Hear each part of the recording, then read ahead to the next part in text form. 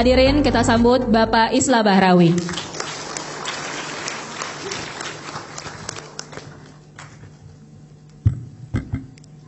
Ini hambatan saya kalau pakai podium ini pendek karena orangnya sama kayak Bang Faisal nih. Tapi Napoleon Bonaparte juga pendek, 161 cm.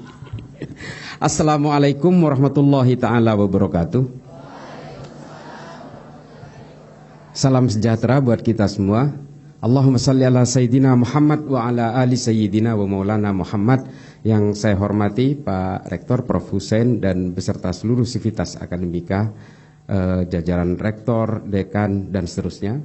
Yang saya hormati Bang Akbar Faisal, guru saya santrinya beliau, dan adik-adikku sekalian semua yang ada dalam ruangan majelis ini. Saya sebenarnya bukan Gus, tapi saya sering dipanggil Gus karena saya lebih identik ke kalangan Nahdien.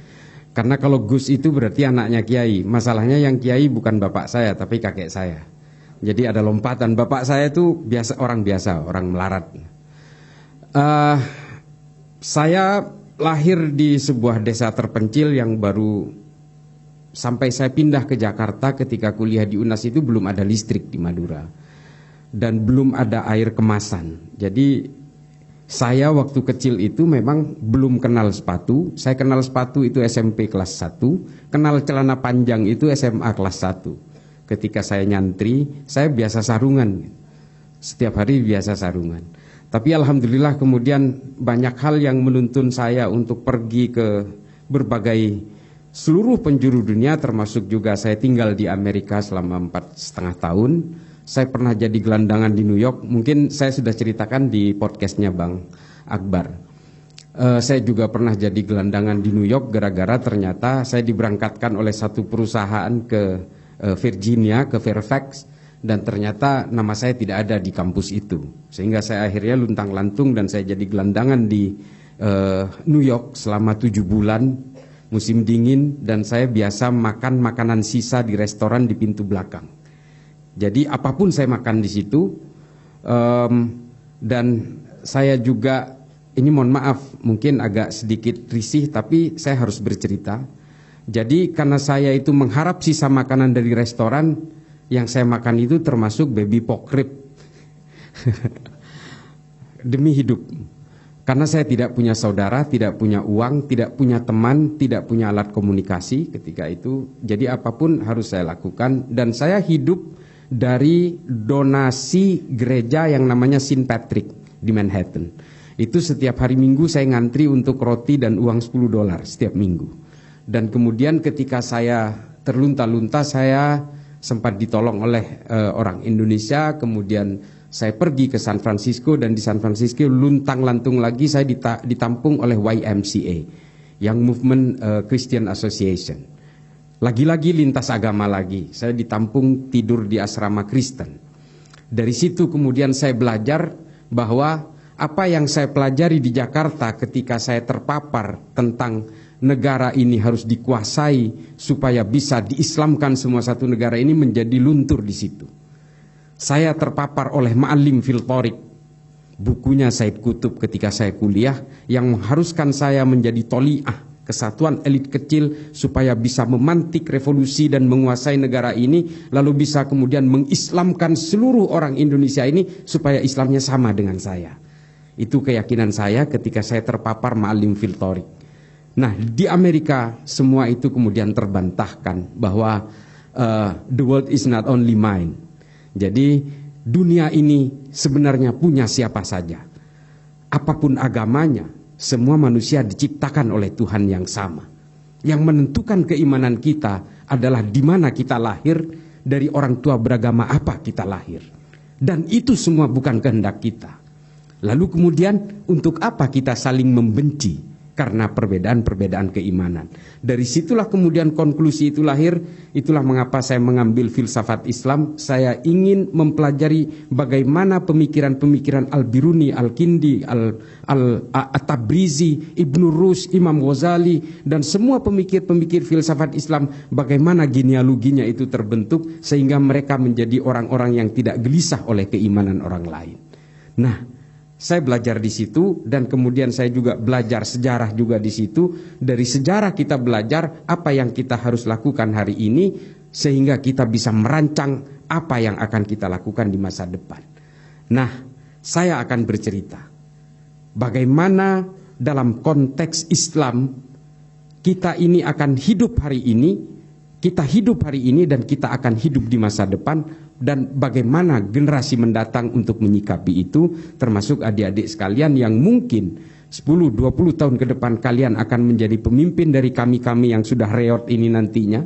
Kita semua memang akan mati, karena kita semua hari ini adalah menunda kematian saja. Tapi setidaknya secara pada tataran ukuran logika kalian itu akan lebih belakangan daripada saya. Nah, oleh karena itu saya akan bercerita terutama merujuk kepada podcast saya dengan Bang Akbar. Saya mengatakan Islam tidak pernah punya sejarah politik yang gemilang. Mengapa saya berani mengatakan ini dan saya berani diserang untuk ini? Karena memang yang memporak-porandakan dunia Islam itu adalah politik. Politiklah yang memporak-porandakan Islam. Dan karena politik dan kepentingan-kepentingan politik itulah umat Islam terlibat dalam pembunuhan sesama orang Islam dan terlibat perang dengan sesama orang Islam. Bahkan orang Islam demi politik bisa membunuh puluhan juta orang di mana-mana. Ini yang harus saya jabarkan. Oke, banyak orang yang berkata bahwa ada satu prestasi gemilang dalam Islam ketika Muhammad Al-Fatih menaklukkan Konstantinopel yang sebelumnya dikuasai oleh Kekaisaran Bizantium, notabene dalam hal ini orang-orang Romawi. Tapi apa yang tersisa setelah itu? Tidak ada. Apakah kekuasaan politik Islam di Eropa kemudian menyisakan orang-orang Islam dan kejayaan Islam hari ini di Eropa? Tidak juga. Apakah kekuasaan politik Islam yang menguasai mulai dari semenanjung Iberia sampai ke pinggiran Portugal, sampai ke Santorini di Yunani, sampai juga ke arah selatan, ke pinggiran kota Toulouse di Prancis, itu juga merupakan prestasi Islam? Tidak. Kelompok-kelompok Bani Umayyah yang dipersekusi oleh Bani Hashim dari Arab, yang kemudian mengakar politiknya di Eropa itu, pada dasarnya adalah memperlebar kekuasaan dengan membunuh 20 juta lebih orang Eropa. Setelah berkuasa selama 600 tahun di Eropa, apa yang tersisa? Setelah politik Islam tumbang di Granada pada abad ke-14, apa yang terjadi? Tidak menyisakan satu pun keimanan di sana. Secara genetik, satu pun tidak ada. Yang disisakan adalah apa? Dendam-dendam dan brutalitas orang Kristen terhadap orang Islam yang mempersekusi sejadi-jadinya terhadap orang Islam hingga orang Islam terlempar ke Mediterania. Al-Quran 123.000 Al-Quran dibakar di Plaza de Granada. Orang Islam dibaptis paksa sambil memegang tasbih dan Al-Quran. Al-Qurannya dirampas, tasbihnya dirampas, lalu orangnya ditunjuk paksa untuk dibaptis menjadi Katolik pada saat itu juga. Sehingga hari ini tidak ada satu genetik pun yang disisakan oleh keimanan Islam di Eropa karena persoalan-persoalan politik. Kalau hari ini ada orang Kristen di Eropa, itu imigran, pengungsi, atau akulturasi, atau mu'alaf yang karena perkawinan dan sebagainya. Tidak ada satupun yang disisakan. Kalau kita lihat masjid-masjid di Eropa, terutama di daerah-daerah Spanyol hari ini, itu adalah bekas bangunan masjid yang kemudian hari ini dikonversi menjadi gereja. Menara-menara yang dulu tempat azan sekarang dikasih lonceng dan sebagainya. Artinya apa di sini? Islam tidak pernah berjaya secara politik. Dan Islam tidak bisa dijayakan lewat jalur politik. Karena kalau lewat jalur politik, maka akhirnya Islam akan ditaklukkan oleh penakluk berikutnya. Demikian seterusnya. Karena dalam politik, persoalan-persoalan politik akhirnya akan runtuh oleh penaklukan-penaklukan. Demikian seterusnya. Betapa hebatnya Bani Abbasiyah yang berkuasa dengan Baitul Hikmah yang luar biasa, kemudian runtuh oleh penakluk dari Mongolia. Dan selesai semuanya. Lalu muncul kemudian pemikiran-pemikiran kebangkitan politik yang tidak sanggup untuk men-trigger kebangkitan politik itu lagi. Yang akhirnya sanggup untuk membangkitkan politik Islam itu akhirnya tetap satu faktor saja, ilmu pengetahuan. Dengan ilmu pengetahuan Islam menjadi jaya, dia tidak terlibat dalam sektor-sektor wilayah, batas-batas negara dan sebagainya. Dia betul-betul no boundaries, borderless. Dan kemudian ilmu pengetahuan dalam Islam ini mengilhami ilmu pengetahuan dari seluruh dunia. Dan kemudian Islam menjadi kontributor utama dalam peradaban manusia. Ini mungkin kita tidak pernah tahu karena kita tidak pernah baca sejarah. Bagaimana tulisannya Ibnu Khaldun dalam Al-Muqaddimah mengilhami John Locke, John Maynard, Adam Smith untuk merumuskan teori-teori ekonomi dan demokrasi modern hari ini. Tulisan-tulisan Abu Bakar Ahmad Ad-Dinawari dalam Al-Mujalasah wa Jahirul Ilmi mengilhami Jürgen Habermas untuk merumuskan teori Verfassungspatriotismus. Indah sekali. Perdebatan antara Imam Ghazali dan Ibnu Rushd dalam Tahafud Al-Falasifah dan Tahafud At-Tahafud mengilhami seorang pemikir dan filsuf dari Eropa bernama Thomas Aquinas yang membuat buku Summa Theologica. Buku Summa Theologicanya Thomas Aquinas isinya adalah intipati dari dua buku utama dalam filsafat Islam, Tahafud Al-Falasifah dan Tahafud At-Tahafud. Lalu kemudian pemikir-pemikir Islam ini berdiaspora dan diadaptasi. Dan kemudian semua menjadi luntur, turun dan runtuh keilmuan Islam ini setelah Islam kembali berkenalan dengan berbagai tujuan-tujuan politik baru. Ini yang kemudian menjadi masalah. Setiap umat Islam ini bersentuhan dengan tujuan-tujuan politik, impian-impian politik. Pada akhirnya umat Islam berhadapan dengan apa yang kita sebut sebagai the dream of building the castle in the sky. Hanya bermimpi untuk membangun istana di atas awang-awang. Dan ini tidak pernah terwujud. Dan bagaimana kemudian umat Islam semakin diporak-porandakan oleh berbagai kepentingan politik di Arab Saudi untuk kepentingan salah satu keluarga Ibnu Saud untuk melepaskan diri dari cengkeraman Kekaisaran Ottoman di bawah seorang ulama yang kemudian membuat fikih-fikih baru yang bernama Muhammad bin Abdul Wahab. Bagaimana pemikiran Ibnu Taimiyah pada abad pertengahan lewat Majmu' al-Fatawa, al-Wala wal-Bara yang dibuat untuk kebangkitan politik Islam pada masanya dimodifikasi oleh seorang ulama Saudi bernama Muhammad Said al-Qahtani. Namanya al-Wala wal-Bara fil Islam. Ini yang kemudian membuat porak-poranda impian-impian politik umat Islam di seluruh dunia hingga hari ini.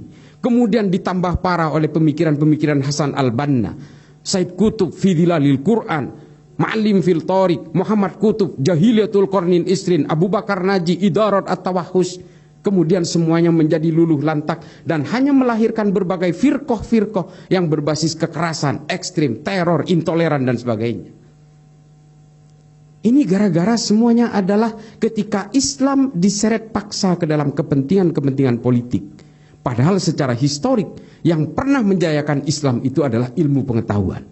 Ketika Islam bersentuhan dan betul-betul fokus dalam ilmu pengetahuan, Islam betul-betul berkontribusi terhadap peradaban manusia. Dan Islam tidak mengenal dunia-dunia yang eksklusif. Islam hanya mengenal berbagai kepentingan terhadap al-insaniyah qablat tadayyun. Kepentingan kemanusiaan daripada persoalan-persoalan eksklusif dalam keimanan. Islam tidak kemudian mengenal lintas budaya, lintas bangsa, lintas keimanan. Bagaimana kemudian Al-Ibri, seorang pendeta Kristen, bisa merumuskan jaga jarak dalam pandemi. Ini yang menciptakan adalah, jadi kalau kemarin ketika COVID itu ada jaga jarak, ini yang menciptakan konsep pertama kali ini namanya Al-Ibri, seorang pendeta Kristen. Di mana dia merumuskan? Di Baghdad, di Baitul Hikmah, bersama Imam An-Nawawi. Ini diterangkan dalam salah satu jurnal yang sudah terbit pada masa itu. Nih, hebatnya kejayaan Islam pada masa itu adalah dia sudah punya jurnal, namanya Ahbari Moghulan. Jadi jurnal pertama di dunia ini justru diterbitkan di Baghdad. Dan Baghdad ketika itu adalah epicentrum peradaban manusia, ekonomi, politik, budaya, semua berpusat di Baghdad, di bawah pemerintahan Islam. Nah, politik Islam kemudian ikut berjaya lewat ilmu pengetahuan. Hari ini kita tidak lagi melahirkan berbagai ilmuwan-ilmuwan yang luar biasa dari Islam, sekelas Ibnu Khaldun, Al-Khawarizmi yang menciptakan angka 0 dalam matematika. Kita tidak lagi melahirkan itu. Dan kita tidak melahirkan ilmu-ilmu kedokteran baru seperti yang anatomi tubuh yang dilakukan oleh Ibnu Sina. Ibnu Sina juga yang mengukur jarak bulan dan matahari tanpa memakai alat. Ini bisa dibaca literaturnya banyak sekali. Dan bahkan umat Islam juga menciptakan prototipe embrio pertama untuk penciptaan lensa yang kemudian dikembangkan oleh masyarakat di Jerman. Ini banyak sekali. Tapi bukan hanya dalam sisi yang positif memang. Beberapa pemikiran-pemikiran anti Tuhan sekalipun itu dikeluarkan oleh juga orang-orang Islam di Arab. Pemikiran-pemikiran ateis juga dikeluarkan oleh pemikir-pemikir Islam, karena memang ketika itu kebebasan yang luar biasa diberikan oleh Islam untuk berkembangnya ilmu pengetahuan.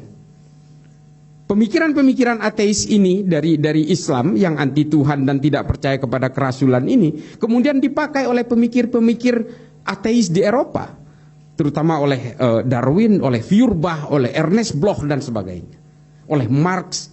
Ini dipakai. Jadi pemikir-pemikir ateis pertama di dunia ini justru berawal dari pemikir-pemikir Islam juga. Ini bukan saya ingin memberitahu bahwa Islam tidak sebagian orang Islam tidak percaya Tuhan, bukan. Tapi betapa hebatnya pemikiran Islam ketika ruang ilmu pengetahuan itu betul-betul diberikan seluas-luasnya. Mungkin adik-adik belum tahu bahwa pemikir ateis pertama di dalam dunia Islam itu namanya Abul A'la Al-Ma'arri, Ibnu Muqaffa. Ada juga yang namanya Abu Bakar Razi. Ini adalah pemikir-pemikir ateisme pertama. Jadi kalau kita baca tulisan-tulisan dari seperti Nietzsche misalnya, Zarathustra misalnya, itu sama persis dengan tulisan-tulisan Abu La'la Al-Ma'arri dalam Adz-Dzulumiyah namanya. Sama persis. Jadi bahkan yang tidak percaya Tuhan pun akhirnya juga terilhami. Meskipun dua orang pemikir ini akhirnya dipenggal. Dan yang satu meninggal karena sakit. Abu La'la Al-Ma'arri karena buta, jadi mungkin eksekutornya tidak tega. Tapi Ibnu Muqaffa dan juga Abu Bakar Razi akhirnya dipenggal karena dianggap murtad. Yang ingin saya ceritakan di sini adalah bagaimana kemudian berbeloknya orientasi dan trajektori perjuangan kejayaan Islam ini kemudian berubah hingga hari ini. Berbagai hukum-hukum fikih yang sifatnya mutaghayyirat, yang tidak statis, yang tidak bisa diganggu gugat lagi, ini kemudian menjadi rawan sebagai alat pemecah belah dari keumatan kita, uhuah kita. Pemikiran-pemikiran Wahabisme misalnya, yang dulu dirumuskan oleh ulama-ulama Wahabi di Arab Saudi untuk kepentingan politik Arab Saudi dan untuk mengglorifikasi kekuatan-kekuatan Ibnu Saud di Arab Saudi, kemudian dibawa hari ini ke seluruh penjuru dunia dan mengilhami berbagai resistensi dan perjuangan orang untuk memantik revolusi di berbagai negara. Adik-adik sekalian, saya sudah pernah ke Afrika 3 kali. Saya sudah ke berbagai negara konflik, di Somalia, di Mozambik, sampai ke Sudan. Saya sudah ke Republik Afrika Tengah, ke Bangui. Saya sudah ke Nigeria. Saya sudah ke Liberia, ke Monrovia. Saya sampai ke daerah sana. Dan semua sama persoalannya. Yaitu persoalan-persoalan hakimiyah dan takfiriyah. Penghakiman terhadap orang lain yang berbeda, yang kemudian mengkafirkan orang yang berbeda itu. Semua berawal dari konsep ini. Konsep ini kemudian tergulirkan secara deras dengan menggunakan konsep al-wala wal bara dari Muhammad Said Al-Qahtani yang saya ceritakan tadi. Membangun monoloyalitas kepada orang yang dianggap sama dan membangun permusuhan kepada orang yang dianggap berbeda dalam hal apapun. Di Indonesia hari ini sudah terasa karena persoalan-persoalan politik orang saling mengkafirkan satu sama lain. Kalau tidak memilih pilihan saya, kalian termasuk orang yang tidak memperjuangkan agama saya. Nah, ini ketika agama sudah diseret paksa ke jalur politik, ini bisa memantik permusuhan, perpecahan hingga jalur-jalur kekerasan. ISIS, Al-Qaeda, Boko Haram, Al-Shabaab, Hasan Turabi, Jabhatun Nusra, Liwa'ut Tauhid, Laskar At-Taibah, Jamaah Islamiyah, Jamaah Ansarud Daulah, Jamaah Ansarud Syariah, JAK, JAT, JAS, MIT, MIB, NII, Khilafatul Muslimin. Ini semua adalah betul-betul harokah-harokah yang punya impian-impian politik yang pada akhirnya mengkafirkan kita semua, karena kita semua ini adalah berkhidmat kepada undang-undang buatan manusia dalam kacamata mereka. Karena politik, umat Islam bisa mengkafirkan sesama umat Islam. Sesuatu hal yang tidak pernah dilakukan Nabi sedikit pun. Nabi tidak pernah mengkafirkan sesama muslim, tidak pernah. Tapi kita hari ini sudah biasa. Karena saya mengharamkan ziarah kubur misalnya, lalu saya mengkafirkan orang yang ziarah kubur. Ini biasa. Karena saya maulidan, lalu orang lain yang mengharamkan maulidan akan mengkafirkan saya. Ini jamak terjadi. Dan ini kita seolah-olah ingin dibawa paksa ke abad pertengahan, di situasi yang berbeda seperti ini, dengan menggunakan rujukan-rujukan fikih yang sudah berkembang di abad pertengahan, dan hari ini kita dipaksa untuk menggunakan itu dan kita mundur ke belakang. Orang-orang tidak pernah punya anggapan hari ini dan semuanya merasa paling otentik dan paling orisinil ajaran agamanya. Padahal ini konsep yang salah. Kalau kita menganggap bahwa ajaran agama kita yang paling orisinil dan paling otentik, ya jangan hidup hari ini. Jangan hidup hari ini. Hari ini 100% kehidupan kita kalau dilihat dari segi otentisitas sudah jauh dari zaman Nabi. 1000% bahkan. Ada dua hal dalam agama. Ada thawabit, ada mutaghayyirat. Yang mutaghayyirat ini tidak baku, bisa dirubah. Tafsirnya bisa dirubah. Saya sudah mengatakan di podcastnya Bang Akbar Faisal. Riba positif haram. Al-Quran ini. Allahu ahallal bai'a wa harramar riba. Jelas. Jelas. Tapi apakah bank itu masuk riba? Ini kan tafsir mutaghayyirat. Bisa diperdebatkan. Pertanyaannya, kalau kita ngotot mengharamkan bank konvensional, kita semua hari ini menjadi orang munafik. Gedung ini tidak mungkin tidak melibatkan bank konvensional. Naik pesawat tidak mungkin. Naik haji tidak mungkin nggak naik pesawat. Dan pesawat itu semua menggunakan uang berbunga dicicilnya. Nyewa pun pakai uang berbunga, pakai bank. Makanya saya heran kadang-kadang ada satu ajaran yang mengharamkan orang kerja di bank, dia memilih berhenti, tapi kemudian jadi supir Grab. Ada Oppo, oke, berbunga. Akhirnya dia jualan habatus sauda. Dia pikir impor ekspornya habatus sauda dari Yaman itu tidak menggunakan bank. Ini anomali peradaban manusia yang kemudian menjebak kita karena kita betul-betul terhantui oleh otentisitas. Jangan salah, ada mutaghayyirat yang bisa dirubah. Dan Islam ini berkembang karena Islam ini dirancang untuk menjadi agama yang bisa merahmati seluruh alam semesta sampai hari kiamat. Kalau kita stagnan di abad pertengahan, sampai nggak kita ke hari kiamat menjadi rahmat? Nggak bisa. Apalagi Islam diglorifikasi sebagai bejana untuk kebencian, caci maki, kekerasan. Nggak sampai hari kiamat kita sudah tidak menjadi rahmat. Dan tidak akan laku. Islam tidak mempunyai daya tariknya. Orang masuk Islam karena ingin menikahi perempuan Islam yang cantik, bukan karena ketertarikan spiritual. Nah, adik-adikku sekalian, apa yang saya sampaikan ini adalah bahwa marilah jayakan agama kita ini lewat ilmu pengetahuan. Kalau lewat jalur politik, apalagi dengan mimpi-mimpi khilafah yang didengung-dengungkan oleh Hizbut Tahrir, oleh Ikhwanul Muslimin dan sebagainya, ini pada akhirnya akan membawa dekadensi terhadap dunia Islam sendiri. Karena impian-impian daulah khilafah Islamiyah inilah kemudian yang menciptakan firqoh-firqoh berbasis kekerasan karena mereka ingin mewujudkan satu gerakan revolusi. Seperti yang ditulis oleh Said Qutb dalam Ma'lim fil Thoriq. Perlu saya kasih gambarannya, kalau ada yang belum tahu tentang Ma'lim fil Thoriq. Kenapa saya kemudian sadar bahwa saya ini betul-betul dibohongi oleh Ma'lim fil Thoriqnya Said Qutb. Setelah saya baca bukunya Lenin, namanya L'état et la Révolution, State of Revolution. Ternyata Said Qutb membuat Ma'lim fil Thoriq itu sama persis dengan State of Revolutionnya Lenin. Cuma yang ini versi Islam, ini versi komunis. Itu aja. Kalau di dalam Lenin itu istilahnya revolusi, kalau Said Qutb mengistilahkan dengan jihad. Kalau Lenin mengistilahkan sebagai vanguardism, avant-garde, kesatuan kecil sebagai motor pemantik revolusi, kalau di dalam Ma'lim fil Thoriq disebut dengan toli'ah. Protokol-protokolnya sama, tahapan-tahapan marhalahnya sama. Semuanya sama. Revolusi mental dan revolusi akhlak sama. Dan penguasaan negara sama, tekniknya sama. Lalu saya kemudian berpikir, Said Qutb ini adalah politisi, bukan seorang ahli agama. Lalu saya pelajari juga fi Dhilalil Quran, bagaimana dia melencengkan terjemahan Al-Quran tentang Al-Maidah ayat 44, Al-Baqarah 29, Al-Baqarah 341 dan sebagainya. Saya kemudian berpikir, ini politisi ternyata. Dari situlah kemudian trajektori Islam berubah arah, dan hari ini kita betul-betul menjadi pion-pion mainan-mainan politik global. Operasi intelijen semua terjun ke Indonesia.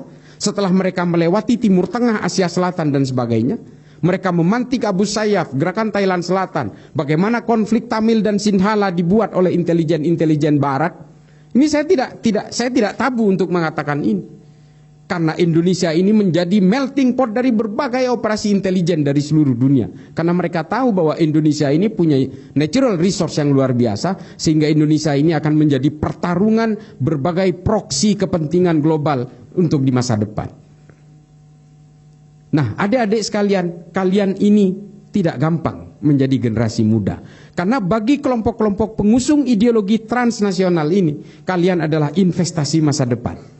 Semua ideologi ingin menjaga supaya ideologinya tetap hidup.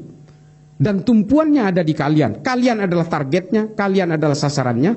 Dan kalian kampus-kampus seperti UNM, naudzubillah min dzalik, ini adalah jadi target-target sasaran mereka.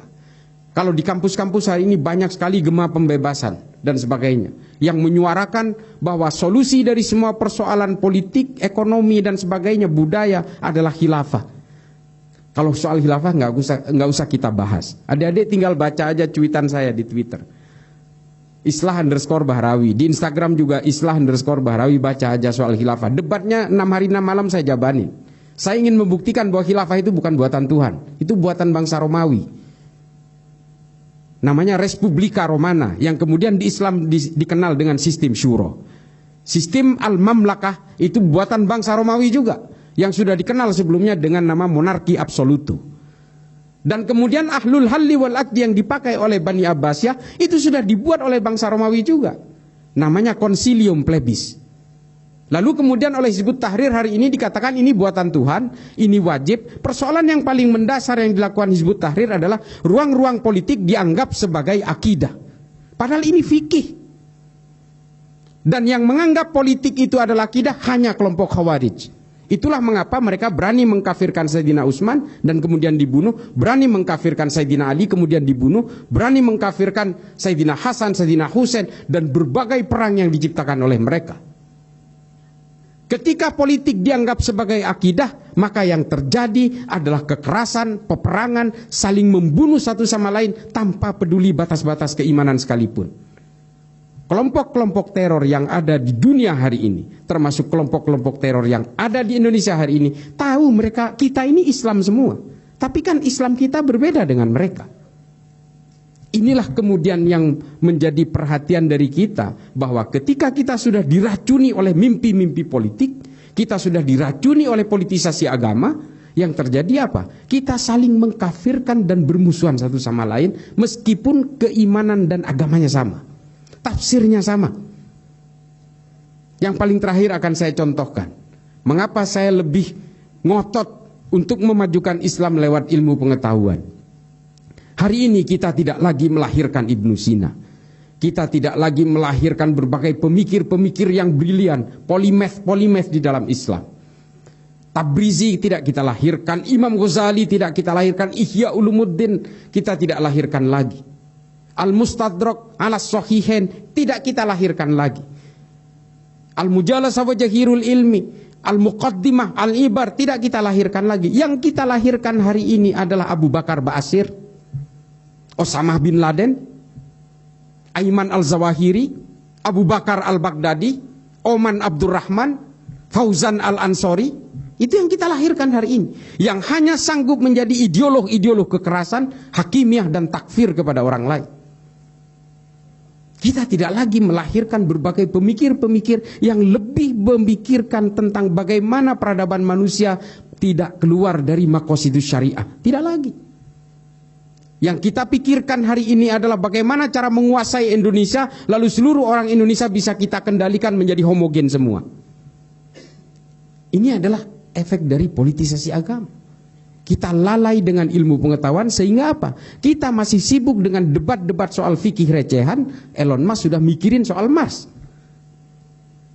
Saya kemarin sempat bercanda ke Gus Yahya ketika acara 1 abad NU. Gus, ini kalau macet seperti ini kayaknya 1 abad berikutnya ulang tahun NU itu bukan di Sidoarjo tapi di Mars, supaya nggak macet. Dan Yelal Waton itu ganti aja dengan Yelal Mars. Jadi hari ini kita betul-betul sudah terframing ke arah impian-impian politik karena kita betul-betul menjadi mainan-mainan dari political toys, gerakan-gerakan the shifting of power global game. Kita betul-betul jadi mainan. Kalau kita perhatikan bagaimana Al-Qaeda lahir, bagaimana ISIS lahir, bagaimana gerakan-gerakan Commonwealth di berbagai negara di dunia, bagaimana kemudian KKB bisa mendapatkan tempat diakomodasi, Beni Wenda ada di Inggris, bagaimana kemudian Hizbut Tahrir ada di London, markas besarnya, Ahmadiyah ada di London. Ini kan seharusnya menjadi pertanyaan bagi kita, siapa yang bermain di belakang ini? Tapi kita tidak pernah sadar. Dan mengapa kita mudah sekali dibuat mainan oleh berbagai kepentingan global? Karena kita terlalu bodoh. Karena kita masih bisa dibuai dan bisa dihipnotis dengan mimpi-mimpi politik tadi. Andai kita bertumpu kepada ilmu pengetahuan seperti pada zaman abad pertengahan awal dulu, lain ceritanya. Kita justru bisa menjadi trajektori dunia. Dan kemudian Islam kembali kepada daya tariknya. Karena dengan ilmu pengetahuan, Islam kemudian betul-betul bertumpu kepada kemanusiaan dan kedamaian sesuai dengan fitrah lahirnya. Tidak mungkin agama ini diciptakan oleh Allah untuk supaya kita saling membenci satu sama lain. Sangat tidak mungkin. Setiap agama diturunkan Tuhan pasti supaya menertibkan manusia dan supaya manusia bisa menjunjung tinggi kedamaian. Betapa pedulinya Allah terhadap kedamaian di antara semua manusia sehingga diturunkan nabi baru, agama baru, kitab suci baru. Demikian genealoginya secara terus-menerus ketika manusia lalai dalam kemanusiaan dan kedamaian, lalu kemudian Tuhan menurunkan agama baru, nabi baru dan kitab suci baru. Demikian seterusnya hingga ke Nabi Muhammad dengan Al-Qur'an. Kalau kemudian kita merasa berislam hari ini, tapi kemudian kita masih gelisah oleh keimanan orang lain, kita masih membenci orang lain karena berbeda, berarti kita sudah melenceng dari fitrah kelahiran agama itu sendiri. Dan inilah tafsir yang menyimpang itu. Islamnya benar, sudah benar sesuai fitrah lahirnya. Tafsirnya yang dibuat menyimpang dan menipu kita semua hari ini. Saya kira begitu. Mudah-mudahan kita bisa lanjut ke dalam diskusi nantinya. Mudah-mudahan ini bisa menjadi manfaat bagi saya pribadi yang fakir ilmu ini. Akhiran, ihdinas siratal mustaqim wallahul muwafiq ila aqwamit thoriq. Assalamualaikum warahmatullahi taala wabarakatuh. Saya Sahir San. Saya belajar petani lahan kering di Denpasar ya, di S2, dan hasilnya saya jadi petani di Buton. Dan setelah bosan jadi petani datang di UNM. Terima kasih banyak. S3 ya, S3 di UNM. Ngambil S3 Pak. Penjelasannya. Saya di S3 lingkungan PKLH ya, PKLH lingkungan. Oke. Ya, terima kasih. Ya. Saya senang sekali Pak. Itu apa yang ditawarkan tadi bahwa revolusi Islam bagus kalau dia ilmu ya dibarengi dari. Sedikit saya mengamat Timur Tengah itu dari ajaran-ajaran Arnold Toynbee, sejarawan dunia. Itu mengemukakan bahwa dulu kita punya ada agama Samawiyah, Yahudi, Kristen, Islam, dan habis itu baku lawan dengan agama-agama bumi. Jadi kita dapat di ajaran kita ada agama langit dan agama bumi. Oke. Dan saya berkesimpulan pada teori itu bahwa agama bumi sekaranglah yang kita alami. Ada cerita-cerita empiris. Karena apa yang kita alami sekarang adalah peradaban Eropa. Orang Eropa mengatakan bahwa peradabannya adalah perpanjangan tangan dari Romawi. Kira-kira ini sintesis pribadi dan mohon penjelasan. Saya sangat sepakat sekali bahwa ilmu harus dikedepankan karena di masyarakat kita, saya sebagai petani di kampung bahkan dalam hutan itu ajaran yang jalan itu bahwa agama Nabi Muhammad itu buta huruf. Saya di Eropa yang kita baca Nabi Muhammad adalah negarawan. Maksudnya dia jenius dan negarawan. Kenapa di kampung kita bilang dia Nabi yang ummi? Salah satu yang saya baca adalah ummi, arti kamus bahasa Arabnya itu adalah satu, bodoh seperti yang kita tahu. Yang kedua itu bukan ahli kitab. Itu. Olehnya seperti yang saya bilangkan tadi, apa yang penceramah ini ceritakan, saya bermimpi seperti siapa dosen UI Armando ya, yang dibully habis-habisan. Saya kadang-kadang pro ke dia. Kenapa banyaknya ya, misalnya salah satu ya, kenapa banyaknya triliunan uang tiap tahun Indonesia itu hanya dibawa ke Arab untuk kita naik haji, umroh. Kenapa tidak dibayarkan kepada pendidikan kita di Indonesia ini supaya kita ilmuwan semua ya. Saya kenal algoritma apa semua yang disebut tadi itu. Tapi sekarang ini kita tidak dapat. Saya sedih itu Ade Armando itu dibully ya. Terakhirnya juga dari agama Samawi. Kita kenal Yahudi, Kristen, Islam. Ahok itu Pak orang yang agamanya. Kenapa harus kita bully juga ya kita? Kira-kira sekedar panjang sebenarnya. Hanya saya sebagai petani sekarang ini saya iri ya, habis saya cerita dengan teman saya yang penelitian tentang radikalisme. Kenapa Elon Musk disubsidi oleh pemerintah karena membuat mobil listrik. Sementara saya sebagai petani yang sama-sama tujuannya itu adalah mitigasi perubahan iklim global ya. Elon Musk merem itu produksi CO2 ke atmosfer. Saya menarik karbonnya sebagai petani itu, tapi Elon Musk disubsidi pemerintah, saya sebagai petani tidak ada. Kira-kira sementara panjang-panjang ini, tapi ya, saya senang Pak Akbar Faisal. Assalamualaikum warahmatullahi wabarakatuh. Pak Sahirsan, wah ini keren. Pak, sampean jangan jadi petani lah Pak. Visioner sekali. Teori Arnold Toynbee ini meskipun saya baca ketika saya masih kuliah sebenarnya, tapi teori-teori tentang Arnold Toynbee ini juga menjadi akar-akar genealogis dari berbagai pemikiran sesudahnya.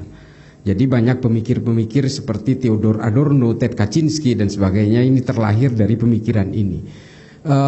Dan itu juga yang kemudian mengilhami saya. Apa yang saya sampaikan tadi sebenarnya itu juga berakar dari genealoginya Arnold Toynbee. Bahwa Eropa itu maju karena dia belajar dari bangsa yang belum maju. Orang Arab maju karena dia belajar dari bangsa yang belum maju, yaitu bangsa Romawi. Bangsa Romawi belum maju menjadi maju karena dia belajar dari bangsa Yunani. Itulah mengapa peradaban manusia itu episentrumnya selalu berpindah-pindah.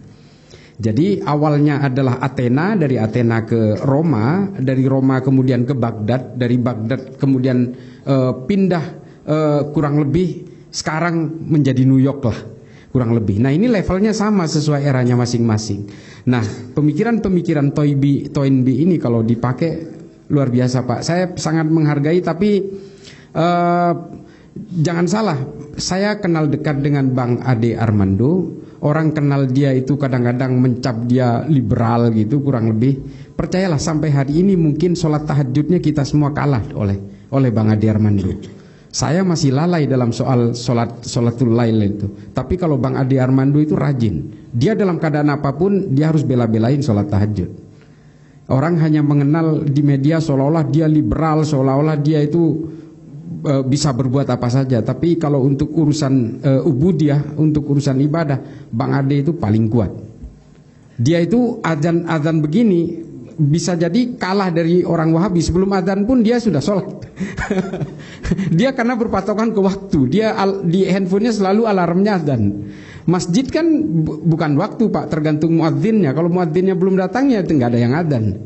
Nah, Bang Adi Armando itu berpatokan ke waktu. Jadi belum ada adzan di masjid dia bisa jadi udah sholat. Itu ya, nanti saya ceritakan ini ke Adi Armando.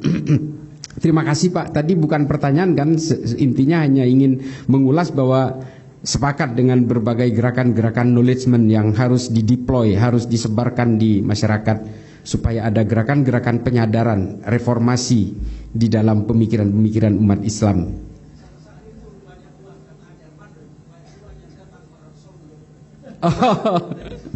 Oh, ya itu mungkin itu ada, ya itu bagian dari banyak pendapat, termasuk ada pendapat terakhir yang mengatakan bahwa kenapa sih harus berhaji, berhutang dan sebagainya, menjual aset dan sebagainya untuk naik haji sementara tetangganya masih banyak yang kelaparan, kan seperti itu.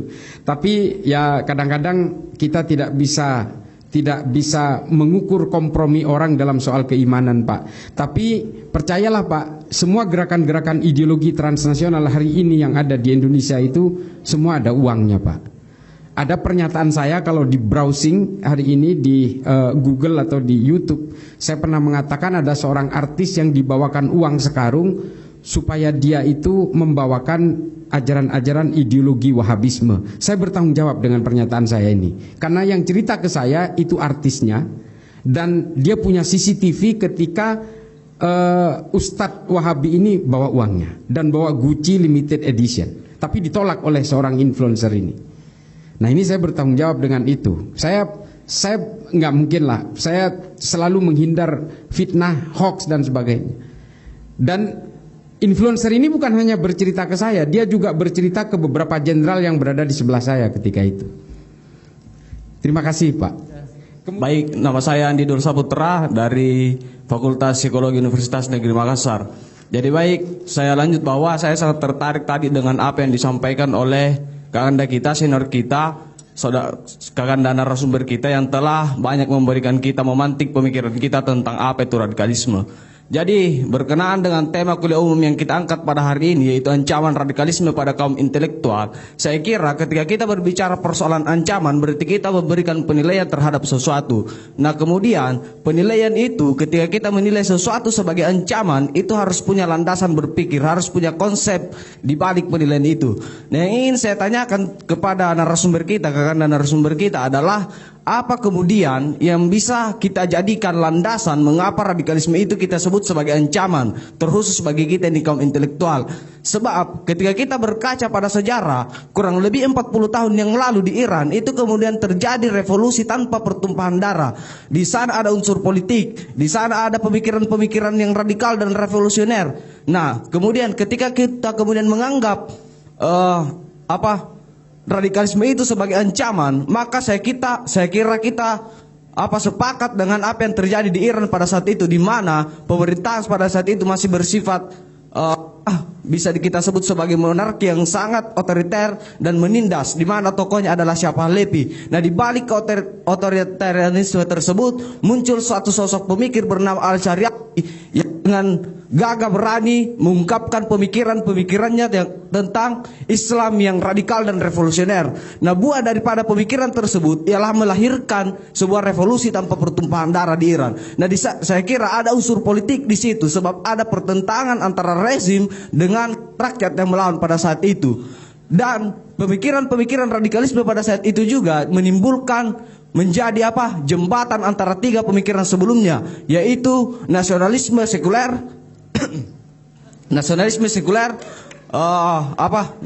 Marxisme komunis, dan fundamentalisme Islam. Pemikiran revolusioner Al-Syariati kemudian menjadi jembatan antara ketiga pemikiran-pemikiran besar Iran tersebut. Nah, saya kira itu yang kemudian penting kita diskusikan terlebih dahulu. Apa yang kemudian kita dudukkan konsep, apa kemudian menjadi landasan kita mengapa radikal itu kita sebut sebagai ancaman, khususnya bagi kita di kaum intelektual. Saya kira itu saja. Terima kasih, mohon pencerahan kakanda. Andi Saputra, radikalisme itu sebenarnya sampai hari ini berbagai akademisi belum sepakat tentang definisinya. Bahkan definisi radikalisme di dalam nomenklatur negara kita pun masih belum ada. Yang ada adalah ekstremisme dan terorisme. Kalau kita lihat Undang-Undang Nomor 15 2003, Undang-Undang Nomor 9 2010 tentang pendanaan teror, Undang-Undang 5 Nomor 2018 tentang Undang-Undang Teror, dan juga Perpres Nomor 7 2021, dia tidak menyebutkan radikalisme karena definisi tentang radikalisme ini belum sepakat semuanya. Daniel Kohler, Scott Atran, Elena Groening, Farah Pendit, Muhammad Sayyid Al-Azhari, ini juga belum sepakat. Berbagai ahli-ahli radikal dari berbagai lintas negara, lintas agama belum sepakat. Tapi kita tahu radikal itu dari kata radix, akar. Kalau saya belajar filsafat itu kita harus radikal supaya sapere aude. Ini ada dalam ilmu filsafat. Tapi ketika dia menjadi radikalisme, semua sepakat bahwa ini adalah aliran-aliran yang bersifat eksklusif. Syekh Usama Sayyid Al-Azhari mengatakan, definisi dalam kitabnya Al-Haqqul Mubin, dia mengatakan radikalisme itu adalah ketika dia bergerak dan berusaha menanamkan nilai-nilai revolusi dan berusaha untuk melawan negaranya sendiri. Hanya ini batasannya. Lalu apakah revolusi Iran itu termasuk bagian dari radikalisme? Tergantung kesepakatan bersama. Kenapa di Iran itu kemudian tidak terjadi pemberontakan berdarah, kudeta berdarah? Karena semua rakyatnya sepakat dengan Khomeini. Dan kelompok kecil orang-orang Iran ketika itu sudah mengalami kejenuhan terhadap Reza Pahlavi. Dia sudah mengalami kejenuhan dengan mereka dan hingga akhirnya semua sepakat, sama seperti 98 di negara kita. Semua sepakat kemudian menempatkan Soeharto sebagai common enemy.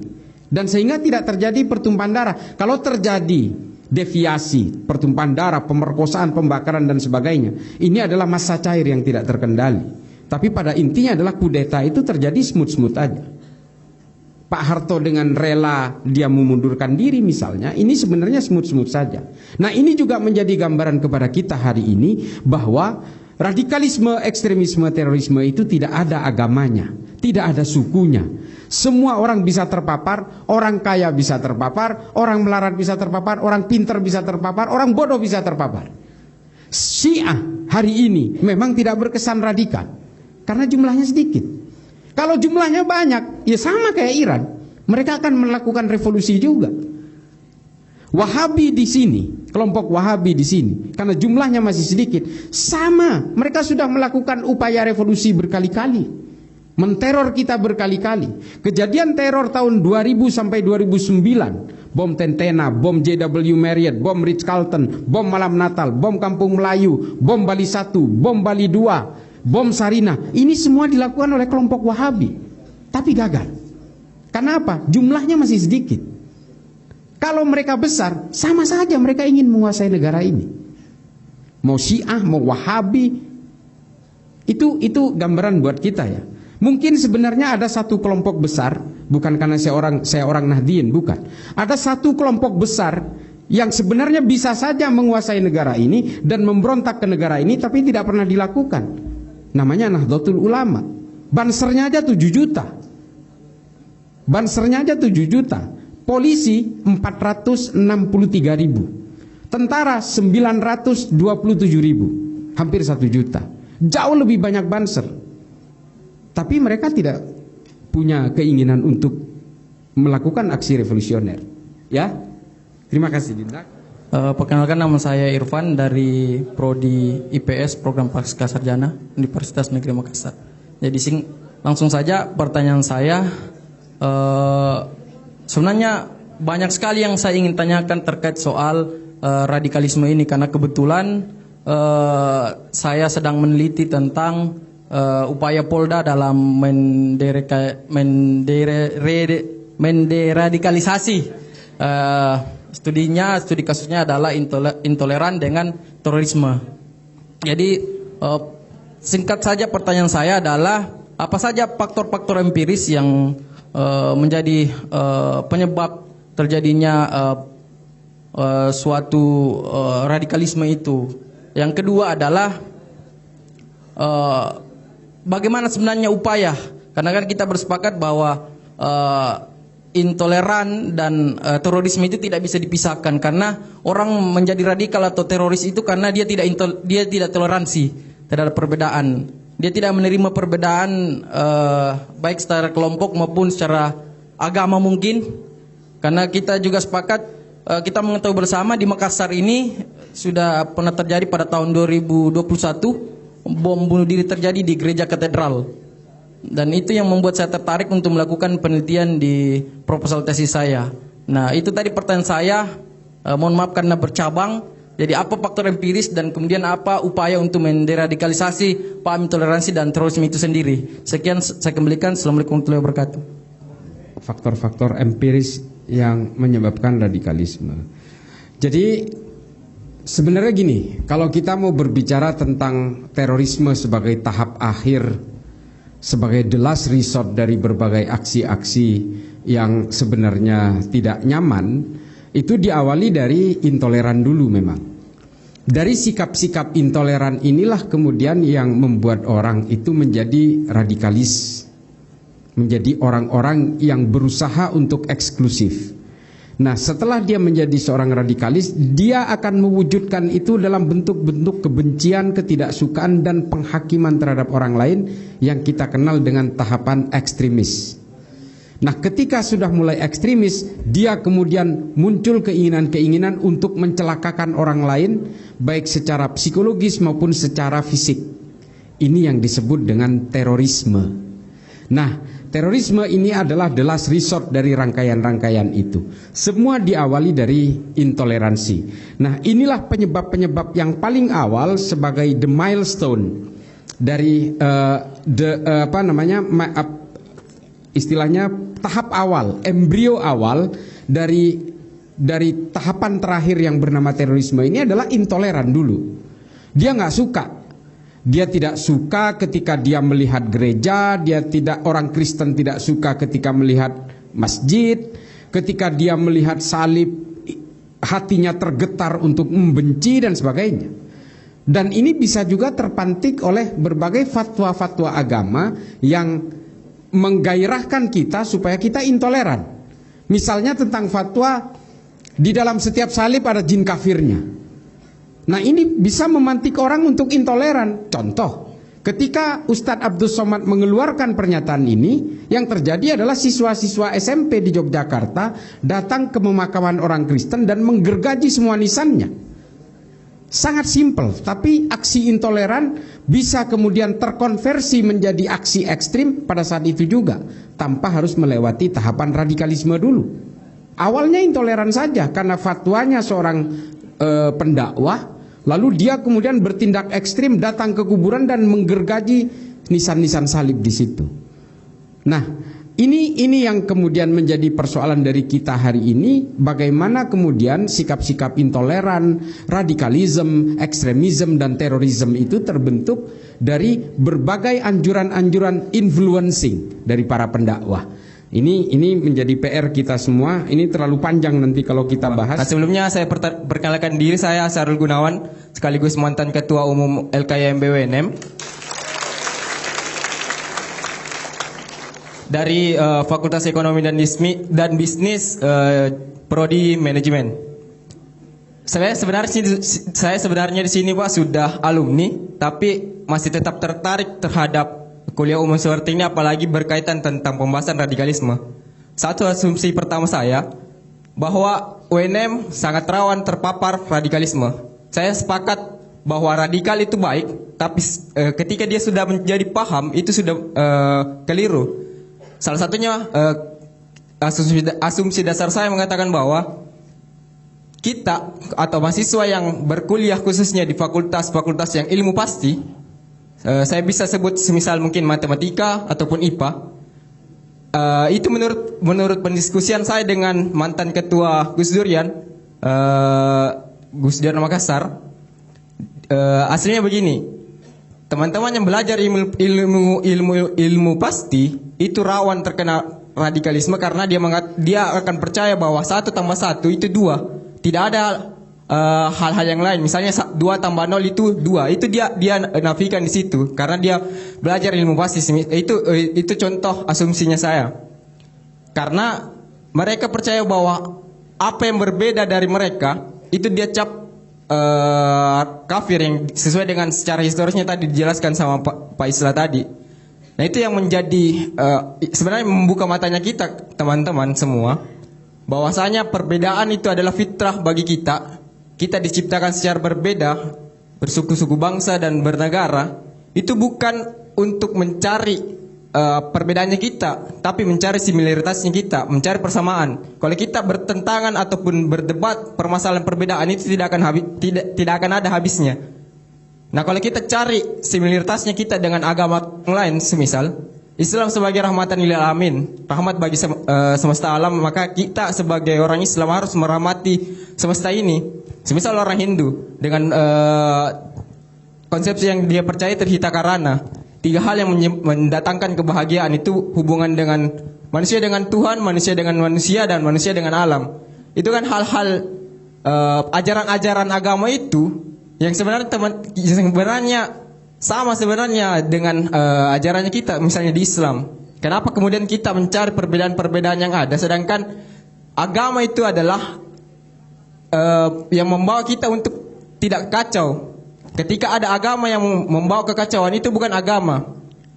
Seperti itu. Nah kalau kita juga melihat kondisi-kondisi sekitarnya kita, saya sedikit mengulik buku dari almarhum Rusdi Matahari, merasa pintar bodoh saja tidak punya. Singkatnya seperti ini, kita terlalu banyak melihat keluar kebaikan-kebaikan yang di luar, sedangkan kebaikan-kebaikan yang di sampingnya kita itu ditinggalkan. Misal kita kenapa kemudian Rusdi Matahari juga mengatakan bahwa kenapa orang yang pergi haji itu dipanggil Pak Haji, sedangkan orang yang sering bersedekah, sering puasa, menjalankan rukun Islam yang lain itu tidak dipanggil Pak Puasa, Pak Zakat dan segala macam. Itu kan yang disampaikan sama Rusdi Matahari di bukunya itu. Hal-hal seperti itu yang kiranya mempengaruhi pikirannya kita.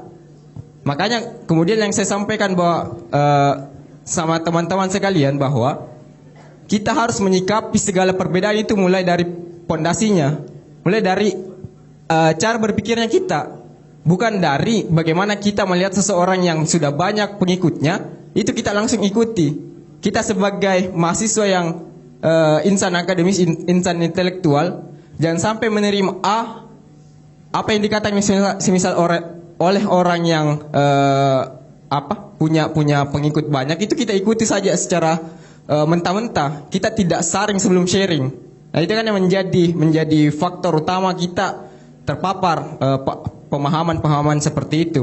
Nah mungkin itu saja yang mau saya sampaikan. Sebenarnya bukan pertanyaan, tapi sedikit merefleksi kita semua dan menginformasikan bahwa di UNM Pak, saya jamin kami bisa, ataupun secara kelembagaan LKIMB khususnya yang berada di bawah naungan UNM itu menjadi patron terdepan untuk menghilangkan ataupun memberangus paham-paham radikalisme mulai dari grassroots, akar rumput, yaitu mahasiswa-mahasiswanya. Mungkin seperti itu Pak, saya kembalikan. Sekian dan terima kasih. Wassalamualaikum warahmatullahi wabarakatuh. Sahrul, ilmu pasti lebih rentan. Nah ini juga saya ingin sampaikan. Setiap bom maker, setiap pembuat bom dalam satu jaringan kelompok teror, ini rata-rata dari mahasiswa eksakta. Semua. Satu-satunya ahli bom nitrogliserin ini juga dari MIPA di UNS. Dan kemarin dari IPB, dari ITB juga banyak yang ditangkap. Di Unbra pun ini dari MIPA. Ini memang menjadi rentan karena apa? Ideologi-ideologi yang berbasis ekstrim dan teror ini hanya menawarkan antara hitam dan putih. That's it. No more offer, no bargain, no less or more. Hanya ini, antara hitam dan putih. Kalau kamu tidak ikut saya, berarti kamu bukan bagian dari saya. Al-wala wal-bara'. Nah itulah mengapa pola akademis yang ada di dalam kelas-kelas kemudian terbawa ketika dia diberikan berbagai pemahaman-pemahaman ideologis yang berbasis agama. Dia tidak hanya diberi pilihan untuk menjadi abu-abu, tapi hanya diberi pilihan kamu menjadi muslim atau menjadi kafir.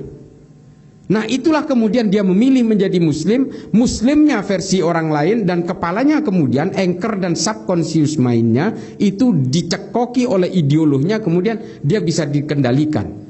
Hingga akhirnya kemampuan dia dalam ilmu eksak itu dimanfaatkan untuk menjadi bom maker. Bom maker yang kemarin dibom Astana Anyar itu adalah bom maker untuk kasus Cicendo sebelumnya. Dan dia dikenal sebagai punya bom signature. Kalau di Densus itu ada istilah bom signature, itu adalah ciri-ciri bom yang paling khusus dari setiap bom maker itu ada. Salah satu keahlian dari Agus Muslim yang menjadi pelaku bom bunuh diri Astana Anyar adalah menggunakan pemantik bomnya dengan bohlam center. Macam-macam. Ada yang menggunakan gesekan korek api yang digerus lalu kemudian disatukan dengan gotri dan sebagainya. Jadi setiap bom maker punya bom signature masing-masing. Nah, ini rata-rata, bukan rata-rata, hampir semua itu dari lulusan atau drop out dari ini ilmu eksak. Meskipun bukan hanya bom maker, Zakiyah Aini yang dulu pernah drop out dari Gunadarma dan menjadi pelaku penyerbuan bom Mabes Polri dengan senjata airsoft gun itu juga dari ilmu eksak juga. Jadi ini memang harus hati-hati bahwa memang hidup ini pilihan, tapi bukan juga hitam dan putih, masih ada banyak warna yang lain. Jadi jangan bawa pola-pola perilaku akademik di kelas kemudian dibawa juga kepada ajaran-ajaran agama yang sifatnya fleksibel dan sangat lentur dan sangat toleran dengan hal apapun. Saya terus terang begini, saya bukannya tidak tahu dalil meskipun saya bukan ahli fikih. Jadi kalau setiap saya memberikan penyadaran seperti ini, saya tidak pernah menggunakan dalil. Saya ungkap di podcastnya Puang Akbar kemarin, saya bilang saya memang tidak mau menggunakan dalil. Kalau menggunakan dalil itu nggak ada habisnya. Yang pakai kunut dan yang tidak pakai kunut sama-sama punya dalil. Yang maulidan yang tidak ya dan yang mengharamkan maulidan punya dalil semua. Kalau kita berdebat soal dalil nggak ada ujungnya. Kalau kita mau berdebat soal ijma ulama, semua ulama punya ijma'nya masing-masing, punya kiasnya masing-masing. Jadi saya selalu menggunakan pola pendekatan rasionalitas berpikir, dan kita harus menggunakan nalar-nalar objektif. Gini Cak,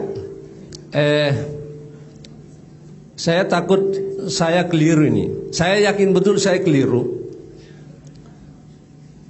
Nah, kan tadi ini dibilang radikalisme itu sampai sekarang ini belum ada definisinya, apakah itu wujudnya setan atau malaikat, belum jelas sampai sekarang. Nah, kenapa dibilang ancaman? Nah, ini yang nah, anak-anak ini kan kalau misalnya UNM mengatakan saya harus lebih baik daripada yang lain, salahkah itu? Kan tidak toh?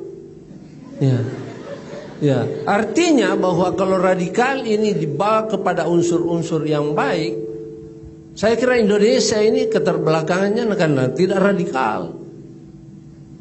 Kalau Indonesia mengatakan di ASEAN ini Indonesia harus yang lebih juara, kenapa tidak? Itu kan radikal juga. Nah, ini yang barangkali saya juga tidak tahu diri saya ini apakah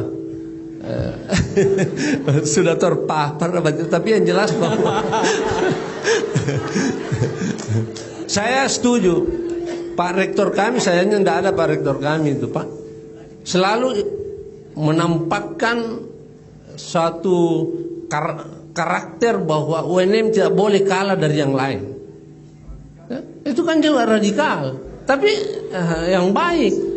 Mahasiswa UNM tidak boleh kalah dari seluruh Indonesia, mahasiswa dari dunia manapun. Itu istilahnya Bapak Rektor. Karena infrastruktur yang disediakan sama dengan yang lain. Nah, ini yang barangkali. Jadi ya, saya sudah katakan tadi, saya pasti yakin saya salah. Nah, tapi tolong saya diluruskan. Karena istilah radikalisme itu muncul pertama kali di akhir abad ke-18 di paham-paham di Britania Raya. Saya lihatnya tadi dari Google itu. Nanti saya ceritakan. Britania Raya ini sudah pernah juga lewat satu kali, Cak. Ini di dekatnya itu jam gadangnya itu Inggris. Ya, jadi seperti itu. Jadi mungkin sebagai Cak Isla ini orang yang diberi amanah oleh bangsa meluruskan paham-paham radikal ini, sekali-sekali juga bisa membenarkan bahwa radikal itu juga butuh juga diimprovisasi dengan baik sepanjang itu tujuannya baik. Yang kedua, saya melihat bahwa kenapa istilah radikal ini seakan-akan ditujukan kepada kelompok-kelompok tertentu. Penembakan di mana-mana di Amerika itu kan, kalau di Indonesia itu heboh Pak, pasti teroris. Sebenarnya. Nah ini yang barangkali yang perlu kita luruskan. Yang salah itu kalau lakum dinukum ini kan juga radikal sebetulnya juga. Mohon maaf ya Tuhan, saya salah kalau saya salah. Kalau kita bilang menurut saya itu yang terbaik, menurut kami yang terbaik, kenapa apa kita hidup berdampingan? Kan itu yang salah kalau kita saling bermusuhan. Saya setuju Cak, kalau misalnya Tuhan itu menciptakan manusia ini kan harus damai. Saya kira itu saja. Saya ulangi lagi bahwa saya ingin ngomong itu karena Negara Institut ini kepingin sekali kena kameranya itu Cak. Itu ya. Jadi pencinta setengah mati saya dengan Negara Institut. Karena semua mulai dari narasumbernya itu yang paling jelek mukanya sampai yang paling cantik itu, dan pewawancaranya yang paling jago. Itu yang terakhir yang dia wawancara itu adalah ketua partai politik PSI. Saya ikuti sampai tidak tidur, saya ikuti terus itu karena pewawancaranya jago dan wawancaranya juga jago. Hari ini juga kita mendapatkan dua narasumber yang jago, Cak Islah. Makasih. Assalamualaikum warahmatullahi wabarakatuh. Prof, begini Prof. Pola dari kelompok teror, ya, radikal itu secara ontologi yang berbeda. Secara ontologis semuanya sama. Yang berbeda adalah definisi dalam epistemologisnya. Kalau secara ontologis semua sepakat bahwa ini negatif. Cuma epistemologisnya. Scott Atran misalnya mengatakan radikalisme itu adalah ketika orang memaksakan nilai-nilai sakral yang diyakininya untuk dipaksakan kepada orang lain. Ini Scott Atran. Tapi kalau Syekh Usama Said Al-Azhari mengatakan ketika orang berusaha mempengaruhi orang lain untuk memantik revolusi terhadap negaranya sendiri. Ini Syekh Usama Said Al-Azhari. Jadi epistemologisnya yang berbeda, tapi ontologinya semua sepakat bahwa ini adalah sifat yang bersifat antagonis. Nah kemudian yang terakhir, ini pola dari kelompok teror ini rata-rata adalah menunggangi agama dengan pemeluk agama terbesar di wilayah itu. Makanya kemudian kelompok teror di Indonesia ini rata-rata menunggangi Islam.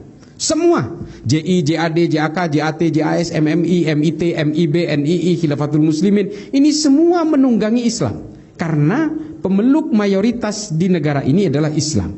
Teroris di India itu beragama Hindu, menunggangi Hindu. Lewat Hindutva, Bharatiya Janata garis keras, Shiv Sena dan sebagainya. Kelompok-kelompok Buddha di Myanmar sebagai mayoritas menunggangi Buddha.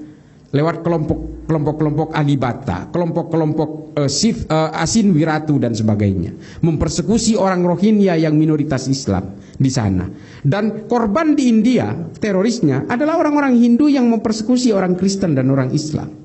Kalaupun ada teroris yang beragama Islam dan menunggangi Islam di India, itu karena separatisme. Kelompok-kelompok Islam radikal di Jammu dan Kashmir misalnya, dia separatis. Nah, mengapa kemudian kelompok teroris di Amerika itu juga beragama Kristen? Kelompok-kelompok evangelis, Ku Klux Klan dan white supremacy dan sebagainya. Jadi mereka selalu menunggangi agama dengan pemeluk mayoritas di dalam negara itu. Artinya kalau Densus di Indonesia seolah-olah hanya nangkepin orang Islam, ini Islamofobia, bukan, karena memang kelompok teror ini selalu menunggangi agama dengan pemeluk terbesar di sini. Dan itu protesnya sama dengan orang Hindu di India. Kenapa sih yang ditangkap anti teror India ini kok selalu beragama Hindu, kan gitu. Jadi di negara masing-masing itu sangat kompleks dengan persoalan yang sama. Saya kira begitu Prof. Nah ini harus saya jawab juga ya kepada adik-adik, karena pertanyaan ini common sekali, sering ditanyakan, Bang, kenapa sih kok Densus atau polisi ini hanya nguber-nguber orang Islam, kok nggak nguber yang lain? Ya karena orang lain minoritas. Kelompok manapun, Islam, Kristen, Syiah, Ahmadiyah, ini karena minoritas. Kalau mereka besar, sama, mereka punya potensi radikal juga. Makanya terrorism has no religion. Terorisme tidak punya agama. Saya kira begitu, Prof. Mohon izin, Prof. Makasih. Tepuk tangan yang meriah untuk Gus Islah Bahrawi.